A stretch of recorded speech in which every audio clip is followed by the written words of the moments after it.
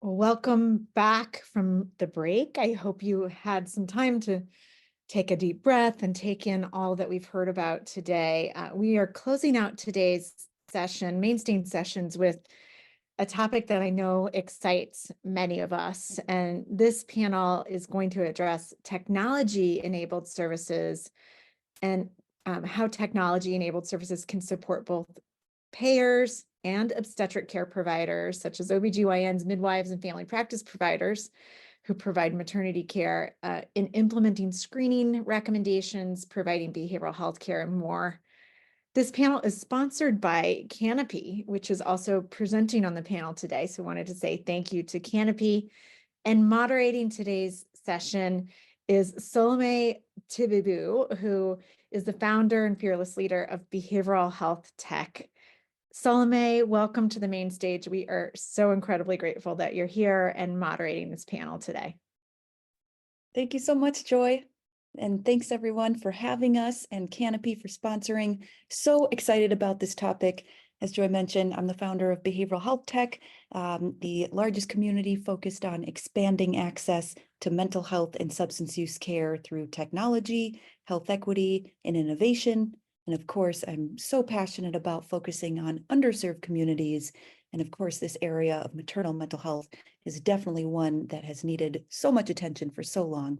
So if I could welcome my panelists, without further ado, we can jump right into some introductions. Why don't we start with, let's go, Tina, Dr. Galton, and Anne, if you could please introduce yourselves, including title and organization, please. Absolutely. I'm happy to start. Thank you so much, Salome, and thank you, Joy, for hosting this amazing panel. So excited to be here with this incredible group of women. I am Tina Kashani. I am the co-founder and CEO of Seven Starling.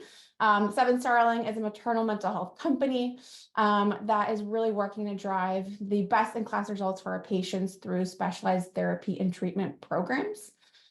We are really proud to work with most of the major health plans to provide affordable in-network treatment and care while making it really easy and convenient for our patients to access care through our Seven Starling mobile and desktop app. And to the theme of providing access, we've built a vast network of OB clinics and health systems who refer their patients to us through our EMR integrations. We make it really easy for patients to access care. And our goal is to make both the patient and provider experience on both sides as seamless as possible so we can offer the best continuity of care. And yeah, excited to share more. Thank you. Dr. Galton? Hi, thank you so much for having me. I'm Dr. Jess Galton. I'm a neonatologist. I'm still practicing and a mom of two and suffered from postpartum depression.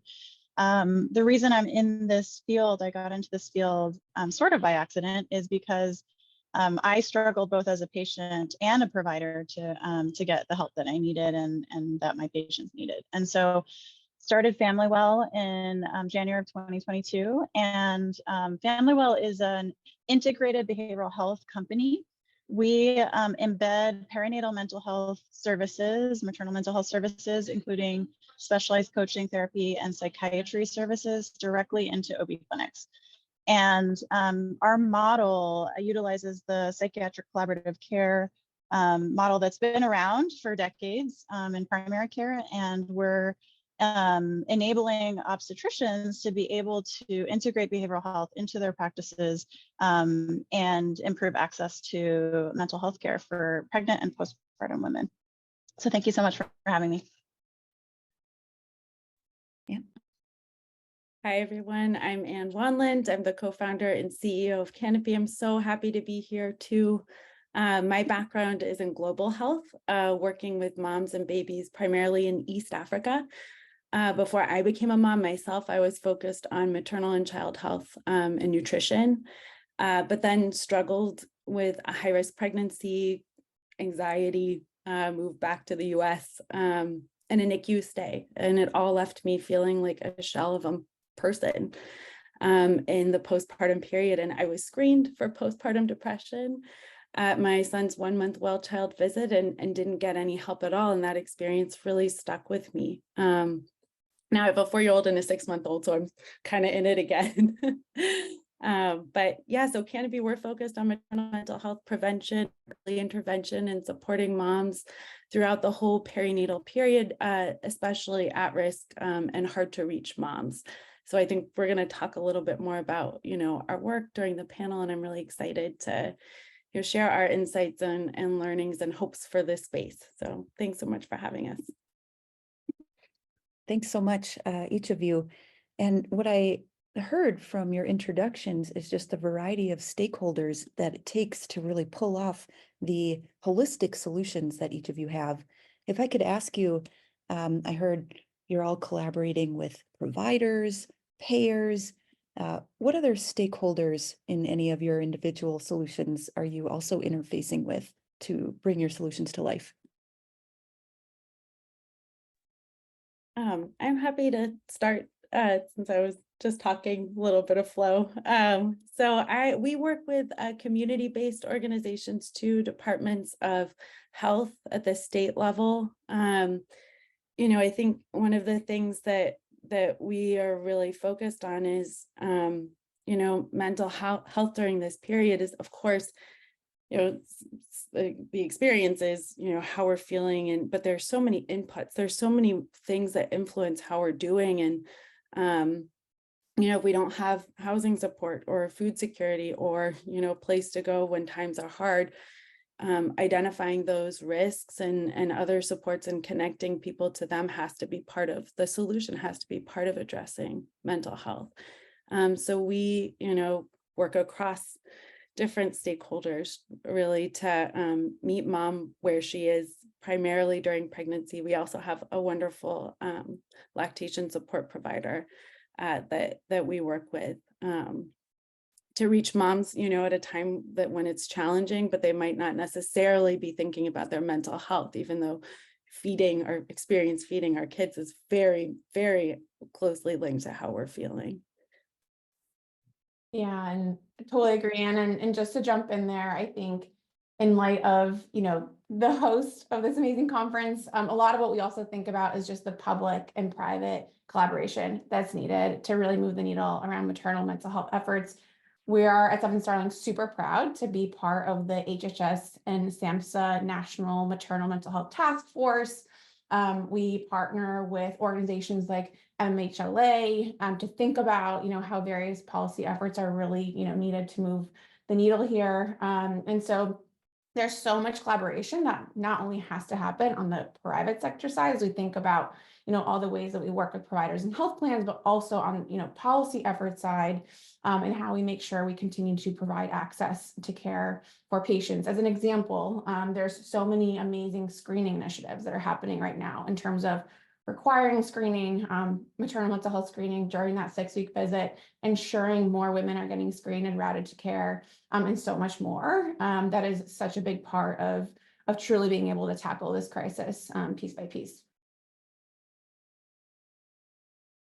And I would say that we're also we don't partner as much with community organizations specifically right now. We absolutely are interested in advocacy, and I completely agree with Tina. It's really important for the public and the private sectors to come together and work together. And another stakeholder group that I wasn't anticipating working with, but have started working with, is accreditation organizations. So one of the things that we recognized early on was that there aren't enough therapists and psychiatric providers to meet the need. There just simply aren't. Pre-COVID, when I was struggling with postpartum depression, I had a lot of trouble finding a therapist. I didn't even know, as a physician, a neonatologist, I didn't even know there were therapists that specialize in this area. And it took me several months to get connected, and I trained at, Harvard, Hopkins, and Penn. And so very well connected, as connected as I could be. And so what we started doing at Family Well was we created a perinatal behavioral health coach certification program, and which is launching in May. And it really gives coaches hands-on training to be able to deliver CBT-based techniques, like effective techniques that we know non-licensed professionals can deliver. And so we've gotten involved with accreditation organizations, educational organizations, and it's been really, really fun to collaborate with groups like that. Dr. Alton, you bring up such an important point that there is just not going to be enough providers to meet the demand anytime soon. And, in my purview, I've always been excited about the possibility for digital to help with that issue. So I'd love to hear from each of you. Maybe Dr. Galton, I'll start with you. What's even on the market as it relates to digital and addressing the maternal mental health crisis? Yeah, so I love how digital solutions can help really effective clinical innovation scale. I think from a physician's perspective, I've always, and I also have a background in human-centered design, and so I always think about the patient and what they struggle with, and then in our case, the providers and what they struggle with, what their pain points are. And so really figuring out a solution that meets that need. And sometimes if the solution includes a technological innovation, awesome, that's amazing, because then perhaps you can scale the solution faster. In our case at Family Well, we're tech enabled, and it's a little bit, we're not an app. There's no app that you have to download to work with us.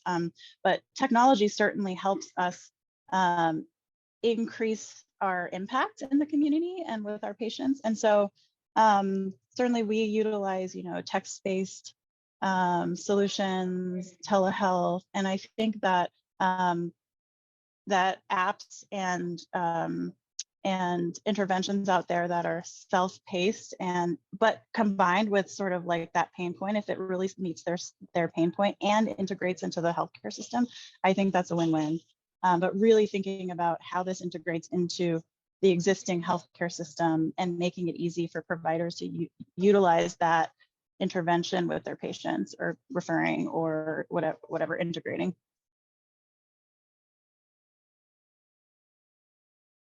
Dan, how about you? Seen any digital solutions that are catching your eye? Well, now that you mention it, of course, Canopy is a digital solution, so I can talk about that. As a mom, of course, and someone who spent my career thinking about overcoming care access barriers for pretty vulnerable moms, not in this country, but in other countries. I think a lot about ease of access and that being absolutely paramount, especially considering moms with the highest care barriers like stigma and shame and childcare and logistics and cost and provider cultural competency. Like the promise of technology is that, you can make a huge dent in some of those biggest reasons why people don't get help. And I think it's really important on the kind of pathway to getting support. One of the big gaps that I saw, is just truly that there was nothing between kind of a diagnosis and a referral and sort of struggling a little bit. And I felt like, and I we know from the research that a lot of interventions can be delivered digitally and are very cost effective and scalable and translatable into other languages and accounting for other kind of cultures and nuances within, different demographic groups. So, we started out as really, we adapted several treatment arms and kind of did our own randomized controlled trial to test truly, are we effective as a treatment? But we have expanded to kind of, in addition to delivering our evidence-based intervention, we screen for risk, we connect moms to different treatment options, different pathways, depending on level of risk and need. And then we offer this population level support through our app. So some of that is the asynchronous program, and then some of it is, virtual classes, peer support, and stuff like that. So I think, frankly, moms are on our phones. Like we are just on our phones. Like you got to be on somebody's phone. We're on our phones all the time, all hours of the day. So yeah, that's kind of where we are. Tina, I'd like to ask you the same question in terms of innovative uses of digital you've seen. Yeah, thank you. So I'll just start with a really powerful stat from Seven Starling. It's that 40% of our patients have never had therapy prior to joining our platform. So I think we all know and recognize that there is a massive amount of women who are struggling that are diagnosed, who never get care. So at least 1 in 5 women are struggling with perinatal mood and anxiety disorders every year. 85% are never getting treatment. We're so proud of the fact that so many of the patients on our platform are getting care for the first time. And we all know that because of the stigma, because of the shame, it's such a big barrier to even get there. And really, we see technology as the way that we're able to connect those dots.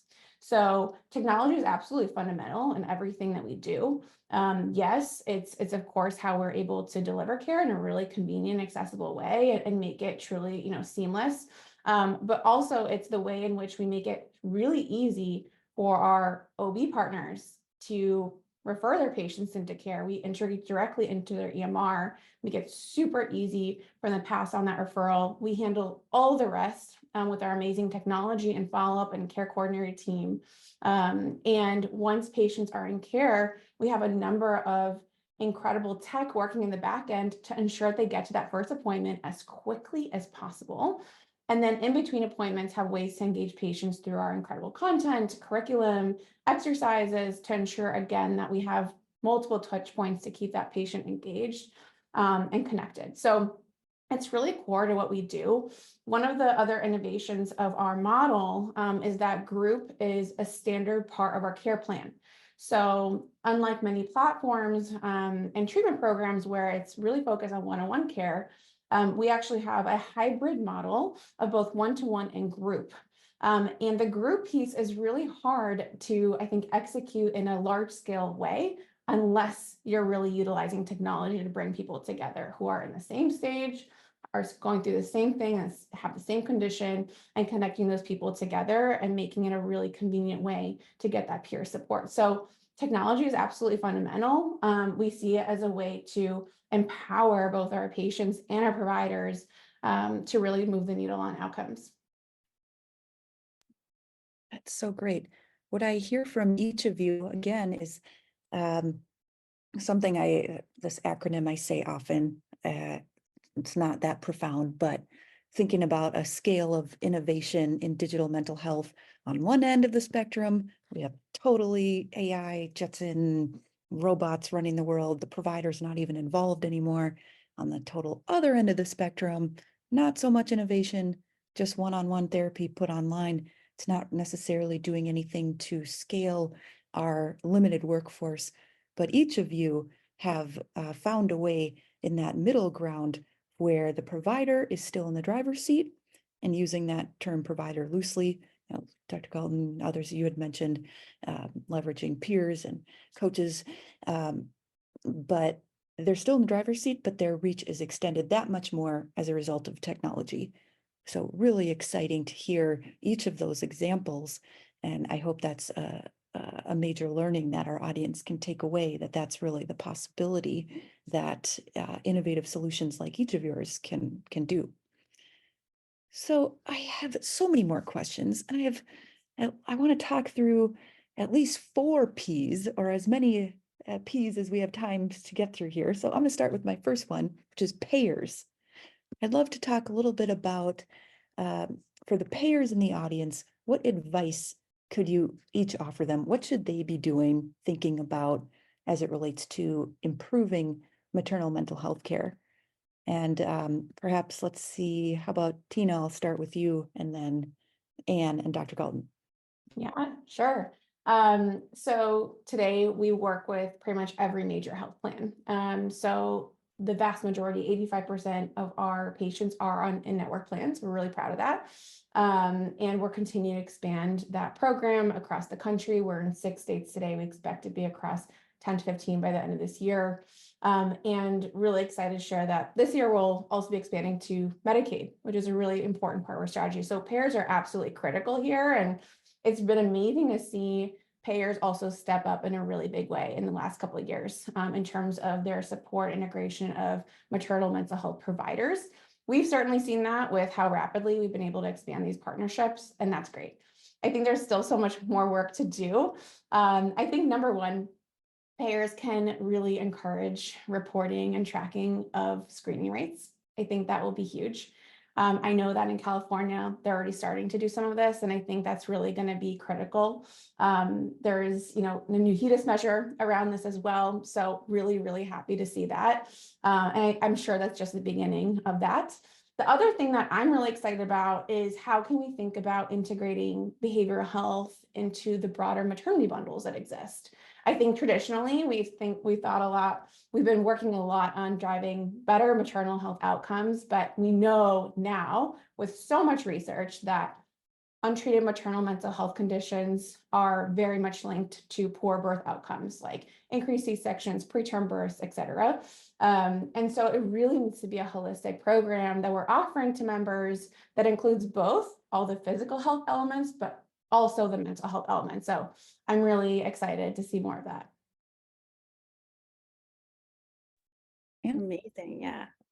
So, on our side, we recently completed a paid pilot with a health plan where we were focused on getting members during pregnancy mental health support proactively. So identifying at-risk moms, elevated risk moms, and seeing, hey, can we offer them support, identify care gaps, and really work across the plan's other teams, behavioral health, case management, care management, everybody to kind of, not just identify, but address the care gaps in high-risk moms.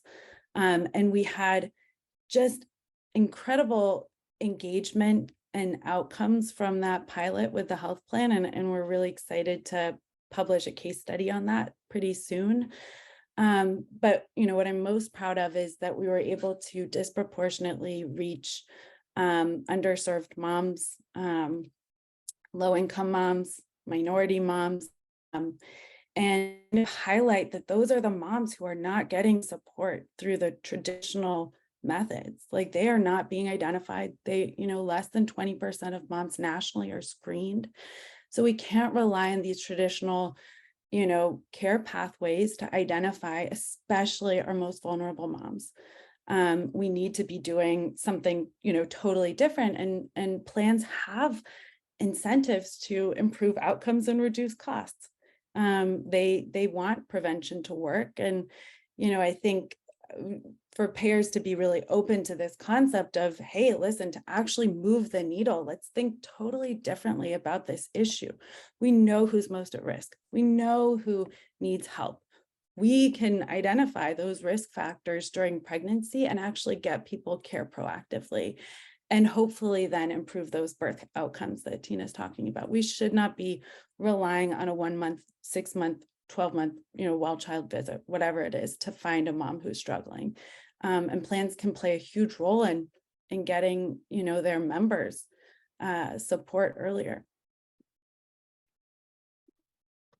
I completely agree with everything that's been said. I think that payers have this incredible ability to innovate, and I've been really, really excited to have these conversations with large payers and how interested they are in thinking about things differently and rather than the traditional fee-for-service. I have to say, at FamilyWell, we our model does support currently all commercial payers, and we accept Medicaid. And what we found is that just through the traditional fee-for-service model, that it is really challenging to get providers credentialed through Medicaid. And I think that where a lot of innovation, I've seen a lot of innovation on both sides, commercial and Medicaid. I think what's challenging is that Medicaid is state by state, and that to innovate in a state, you understanding who the stakeholders are. And but I know that there is a lot of excitement around this, and I think that payers have the opportunity to hold organizations that are delivering mental health care accountable, not only for cost and clinical outcomes, but also, other metrics like engagement and how quickly patients are getting better, and to elevate the standard beyond, screening is wonderful. But what we're all working on is like that service, that solution, because the reason I started Family Well is because over and over and over, I felt and heard from my OB colleagues that we don't want to screen because we have nowhere to refer. If we refer our patients out to the community, they're going to wait 6 months to a year to get help, or if at all, and they have to pay out of pocket. And so I think that integrating these services, insurance-based services, also thinking of outside of the box, outside of the fee-for-service box, how can we hold organizations accountable for outcomes, both on the clinical side and the business side, I think is so critical moving forward. Oh, that's so great. I was just going to ask a follow-up about screening, in fact, and such a good point. We need to do screening, and we also need to have high quality, scalable solutions to follow up with. So really important. Next P, what about philanthropy? And maybe I'll also bunch in venture capital. We'll do nonprofit and for-profit. For those funders in the audience, what advice do you have for them? What should they be thinking about? And what's your experience been? Maybe I'll start with Anne, Dr. Galton, Tina. Yeah, so we have philanthropic funders and impact focused funders, healthcare focused funders, and really, what we have in the conversations we've had, it's really about trying, are we aligned about doing something very difficult, which is not, go through the more kind of traditional ways in which healthcare is paid for, or, how healthcare kind of happens, our healthcare system, but rather, try to move the needle on prevention and do something really different and try to prove that we can shift outcomes by intervening earlier and trying population level approaches and public health approaches to this issue. So it's challenging because funders are so critical for doing, anything in healthcare. It's a very expensive industry in all regards. But it is also really important to be responsible. We're not just out here trying to maximize returns. We're trying to make a real difference in people's lives. And unfortunately, things in our healthcare system are really biased towards, just the things that we all know are big problems, which is that our healthcare is expensive and we have worse outcomes than other countries. And so, I think they all play a really critical role, and I think they can really move the needle on, funding solutions that look, different and try to do things really differently, because that might, take more time, for example, or be, harder in some ways to implement. But, doing things the way we've been doing them just increases inequities in our country. We just know that. So investing more in kind of being part of the system in general can be problematic. You got to really balance things. So I also think that on the philanthropy side, where we've been really, really lucky or grateful for our philanthropic funders is on research. They've been very helpful in us running pilots. We had a pilot with a state public health system that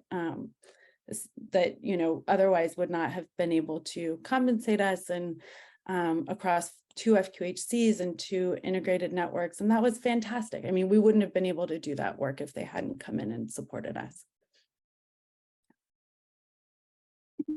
I completely agree. I think in this field where we're so mission-based and we're looking to make a huge impact, oftentimes the dollars are hard to get at the beginning when you're trying to prove out a concept, right? And so similarly, our first investor was an impact investor, a philanthropist, and we were able to raise a successful seed venture capital round because of his initial investment in just an idea and a mission-based idea. And so I think that for other founders out there or people who are considering starting an organization, consider philanthropy at the beginning because you need some proof of concept to be able to raise a successful venture capital round if that's the direction that you're going. So it could be a way to sort of get there, like it was for us. I think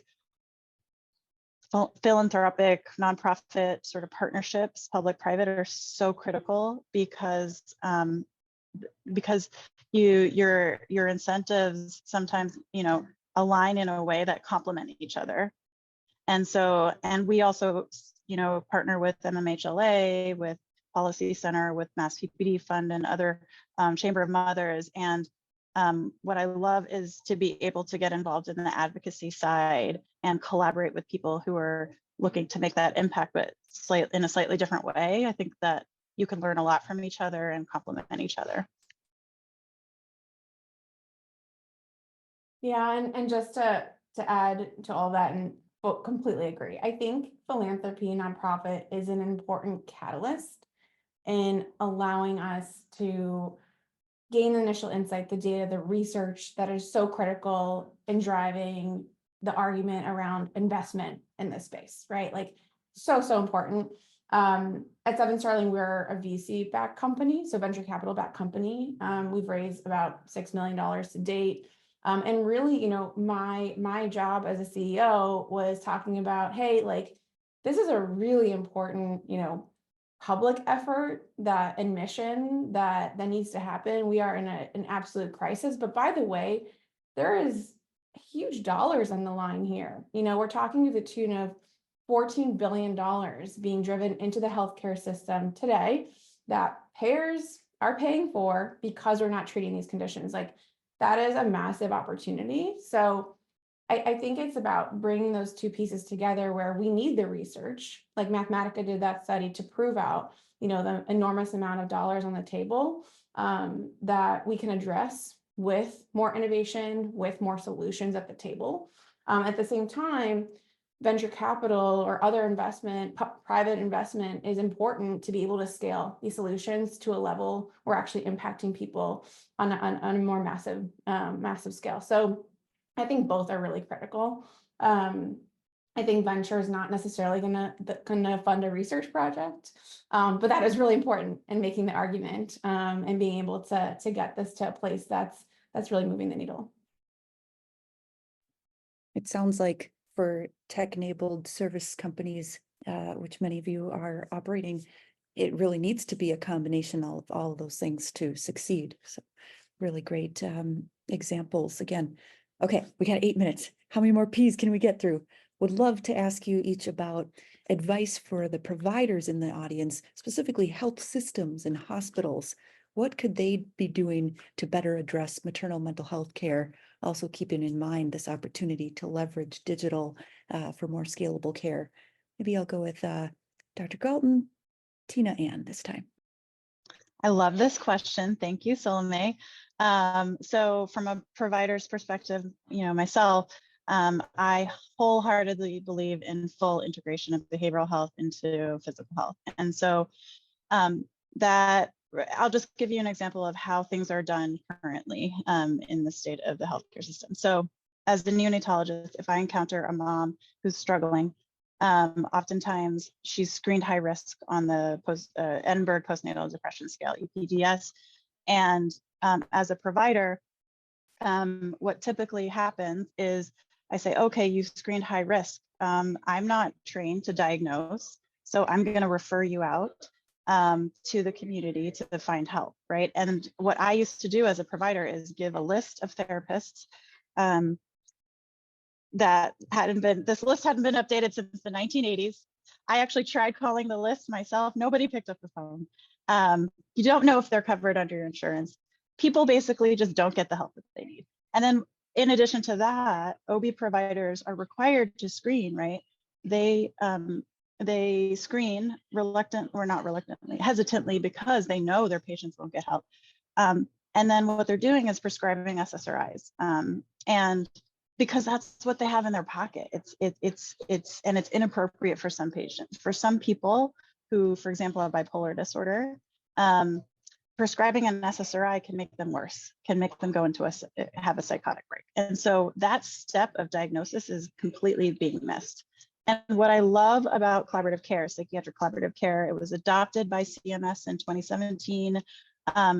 39 state Medicaid plans have adopted the model. The billing codes are there, and it's all over primary care. And so this is a way to incentivize OB clinics, practices to integrate behavioral health into their practice, improve patient outcomes and decrease cost, and also benefit them because they're making money by integrating behavioral health into their practice. And through that, we're able to provide the whole spectrum of care. They screen, we diagnose, we put them on a care pathway, we treat, they get better, and then we give them that fee. It's entirely multidisciplinary and collaborative. And so they're understanding how their patients are doing every step of the way. And so we're true partners, and that's been so cool to see people get better after 6 to 8 sessions with a coach. It's incredible. So great, Tina. Awesome.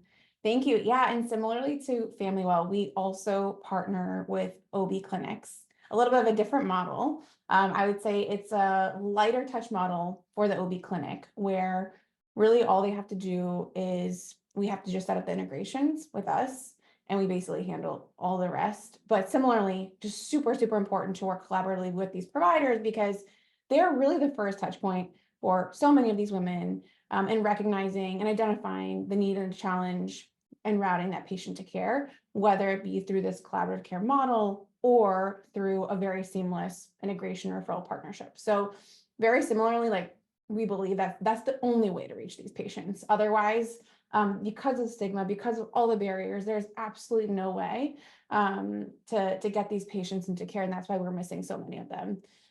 In terms of, we also do partner with health systems, and many of the health systems in our current markets refer to us.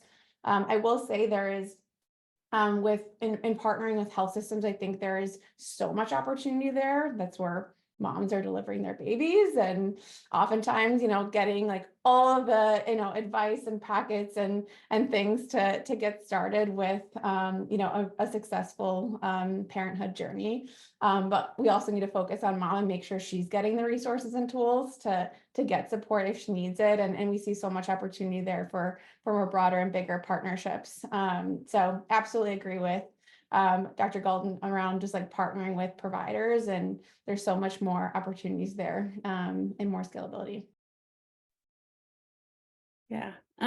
So we work with health plans, but we primarily work with integrated delivery networks. And one of the way there, so many touch points during pregnancy, there's so many opportunities to bring up the conversation or connect moms to mental health education, resources, tools like Canopy, different ways of engaging in your mental health during pregnancy because of all those touch points. And of course, we all know what happens. I mean, this past time, I can't believe it. I missed my 6-week visit. I never thought I would be the person to miss my 6-week visit, but I went back to the OB mostly because I felt guilty and showed up. But we know we're, especially moms, we're kind of invisible. We become invisible after 6 weeks to healthcare. So providers really, the opportunity in our mind is during pregnancy. That's when you have to, that's when, you can educate, you say, this is what you need to look out for. This is what you can expect. And this is what's normal. And this is what isn't. And, I really became obsessed with this idea. And I know so many other people out there feel the same way I do, that if I had only known during pregnancy, like what was going on with me, I would have saved a world of heartache for myself and my family, and I think that OBs, family docs, those are whoever is seeing a mom during pregnancy, and there are simple ways to do it. One health system partnership we have, it's just a message from the EHR, time to download Canopy. Like, this is why you do it. In the second trimester, and we found that that's kind of a good time to engage. So and providers also, the other side of the issue that we see, and we've been seeing it for, this is just a common refrain, is that integrated networks have recognized the challenge that their moms aren't getting support, and they bring in behavioral health into the women's health. They have better coordination, better collaboration. It's great. And then they quickly become overwhelmed. They're like, oh my gosh, we cannot possibly meet this demand. And so, in addition to the prevention angle for Canopy, we're also building out our preferred provider network. We're working with some wonderful virtual maternal mental health providers, hopefully more, guys, but really to make sure that we're not just kind of leaving people to the resources that were supposed to be available to them in a timely way. Oh, amazing. Thank you so much, everyone. Really helpful. We didn't get to our last P, but I invite everybody, the P was policy, by the way. I invite you all to sign up for the Policy Center's newsletter to get the answer to that P. Thank you to my panelists. Salome, and thank Thank you you so much. full panel. You really brought it home today as we round out and close the main stage sessions today about, how do we really connect all of these dots that we've heard about today, and through technology and through payer leverage for change, supporting providers and more. So thank you for bringing it home. And I would like to now share a little bit about what's coming next, both tomorrow and also with our networking sessions that are starting in about 20 minutes. Tomorrow, we will again start at 8:30 a.m. Pacific time through the Whova app. And we're going to start with another powerful story from Shanita Roach. You will not want to miss that story. We're going to hear from payers on a panel dedicated to health delivery and payment reform.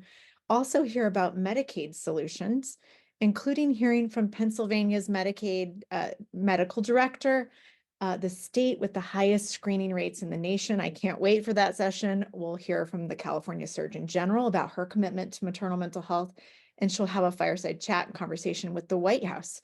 You will not want to miss tomorrow. And with that, I'm so thrilled to say thank you to the incredible speakers, again, to our sponsors for making today possible.